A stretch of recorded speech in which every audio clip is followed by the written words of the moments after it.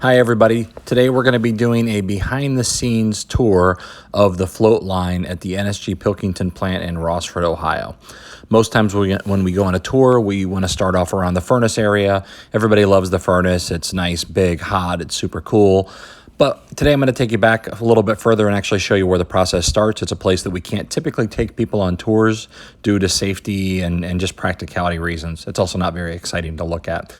And this is a general overview of what our process looks like. We bring in raw materials, we mix them together, we dump them in a furnace, melt the glass, float it on a bed of liquid tin, cool it down to roughly room temp, cut it up into big sheets, and then put it into racks or packaging to be able to be processed. So this is where our process starts. This is our silo and our batch hall. We bring in raw materials on either trucks or on rail cars. Typically, we're going to unload on a normal day about 10 or 11 of these rail cars, or if it's all trucks, between 40 and 50 trucks. What we do is we bring them in, we put them on a vertical elevator belt, dump them into the top of these silos.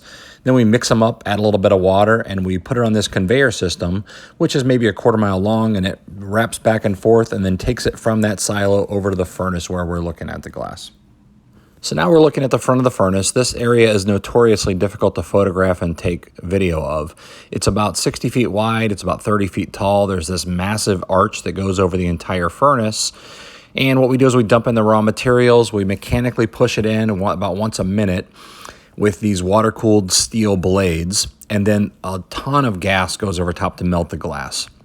We're talking roughly about $1 million a month natural gas bill, massive amounts of natural gas. And we melt the glass in this large furnace. It holds around 2,800 tons of molten glass at one time. So that orange line that you're looking at, that's the glass line, and the glass is roughly 4 feet deep at that point. So now we have this huge vessel filled with molten glass. Again, the crowns are maybe 18 inches thick. The walls are maybe a foot thick. And it is probably 300 yards long, the furnace itself. So massive structure. And as you can see from some of those lines there, it's really hot. I mean, the inside of the furnace, we typically melt the glass at around 3,000 degrees, and we cool it down to about 2,000 degrees before we actually go into the forming process. So we dump in the batch, melt it into molten glass, and then what we're doing in the rest of the furnace is we neck the glass down so the flow actually goes through this narrow area where we mechanically mix it a little bit, and then it goes into what's called our working end. All we're doing there is just getting the glass to a nice homogeneous temperature and consistency before we put it into the forming area. So this by far is the most critical process step in a float glass line. And this is the end of the furnace and the beginning of the float bath. Why that's critical is as that glass that's about 2,000 degrees flows onto this liquid tin, the height at which it drops is really critical so that you get a nice forward flow. The glass is less dense than the tin, so it's going to float on top of the tin, and you want it to come out in a nice steady ribbon where it's optically clear and optically flat, top and bottom. And then all we're going to do is use these different machines called assister machines or top roll machines. Those are water-cooled kind of gear heads that actually manipulate the glass and make the ribbon width a little wider, a little narrower, and it makes the glass a little bit thicker or a little bit thinner depending on how fast we run it through the bath area. So what we're looking at here is the ribbon of molten glass actually flowing through the tin bath. And what you first notice is this big glowing orange. That's the glass ribbon. The top where it looks like there's a trident that's coming down, those are actually heating elements, and those are in there to control the rate of cooling. In the far distance, you can actually see some of those water-cooled knurl heads that we use.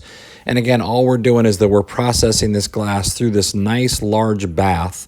It's filled with liquid tin, which is about 3 inches deep, and then above the glass and the tin is an atmosphere of nitrogen and hydrogen. And the reason that's there is it's to keep the tin from oxidizing and turning to like a tin oxide. If it was a molten steel, it would turn to rust sort of thing. And that keeps the glass nice and pristine as well. So you might ask, how do you run this process? And this is essentially what we're looking at. You know, instead of traditional glass making where somebody's out, you know, with molten glass in their hands and the blowpipe and different things like that, you know, most of our operators spend their day in a control room. There are, for each part of our process, the furnace area might have 3,000 or 4,000 different control points of pressure, temperature, humidity, flow rates, all these different things. And the bath area has more. They might have 5,000 or 6,000. And a lot of the things that we actually look at are cameras that are looking at the flow of that molten glass as it goes through this large bath. So each of the operators has literally thousands of things that they have to keep control of. There's a lot of computer operated systems. And this is what a typical day might look for them. Is there's thousands of different points that they have to monitor. There's a lot of different things that they have to adjust. And what they're trying to get a feel for is how stable is this process of making glass, and are we making the right width, the right thickness, the right color, the right product that is actually what our customers want to buy. So after the tin bath, the ribbon goes through what's called the leer. This is kind of a boring process if everything goes well, but it's a really important process. So at this point, we take it from about 1,000 degrees down to about room temperature. All we're doing is trying to cool it down in a way that gets it there in one piece, and it leaves the glass in a stress condition where we can actually cut it, and it's a usable product for our customers as well. So the leer is probably about 300 yards in total. It's a mixture of solid steel rolls, stainless steel rolls, rubber donut rolls, a variety of things. But again, all we're doing is just cooling it down with different blower heads, different materials, getting it down to, it's about 150 degrees before it goes into our cutting line. Before we go into the cutting line, we want to wash the glass. Sometimes there's top rollers, sometimes there's bottom rollers, there's sponge rollers, there's scrubbers, there's all sorts of different things to make sure that the glass is pristine. After that, we inspect it to look for defects, cut those defects out if we find anything that didn't get melted properly or it got scratched in the process. We look for all those sort of things. And then at this point, all we're going to do is cut it into different sheets of glass. So this is the cutting area. It's one of my favorite parts of the tour. And what we have is we have these cutting heads that go across the ribbon at an angle, but they're calibrated to go along with the speed of the ribbon so that they actually make a straight cut as it goes across. So what we'll do at this point is we'll take some vertical strips and some horizontal strips of the cuts. We go as it's going down our cutting line, we'll snap those into solid sheets, and we'll trim off the edges that are unusable. And what I mean by unusable is those water-cooled gear heads in the bath area impart marks onto the glass. And that's something that our customers can't take. So what we do is we trim those edges off. We cut it to the size glass that our customer wants in length and width. And typically that's, a 3 foot by 5 foot piece or up to a 10 foot by 20 piece.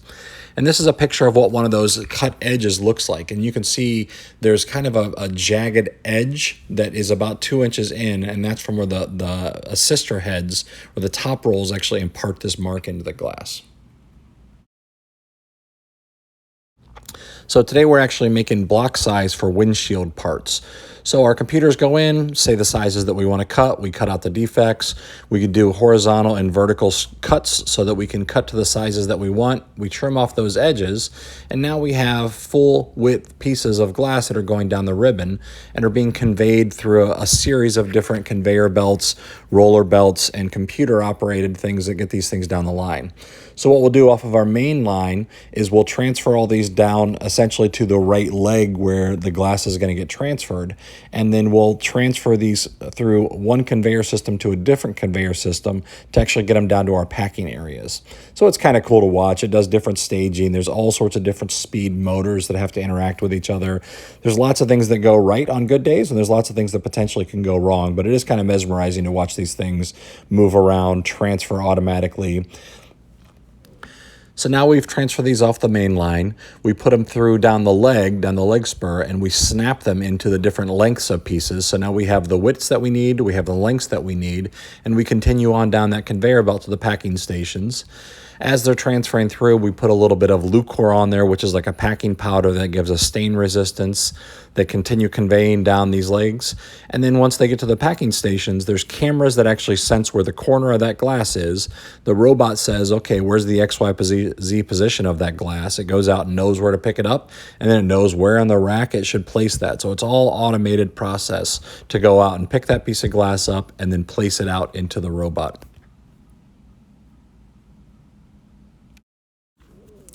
So that's our process. And then this is an example of the type of products that we're making. So this would be for an automotive block size. This is maybe 3 foot by 5 foot. This is going to be taken and cut down into a windshield. But we make a variety of different sizes that come off, and they're typically put in about 2-ton packs. We at this site make maybe 5 foot by 8 foot racks. And this kind of reminds me, when you look at our warehouse, like Indiana Jones, where there's just miles and miles and miles of racks that look exactly the same. All these big boxes are put away. And some of our larger architectural customers, a typical stock size for them is going to be 10 foot by 20 foot. And we even have some plants around the world that make about 12 foot up to about 50 foot long. So really large block size sheets of glass. Sometimes we put coatings on those. Sometimes it's just plain glass, and then we'll put that away in storage. And then from here, this is typically where fabrication takes over. So what people do is they take our big sheets of glass, they cut them, they bend them, they laminate them, they temper them, they apply different aesthetics to them, all sorts of different processing that happens with the glass. But at least the process that I just showed you gives you the fundamentals of what it takes to melt sand, soda ash, dolomite, melt those raw materials, and actually make the original glass sheets that get used for all these different cool projects. Thanks again, and hope this was interesting for you.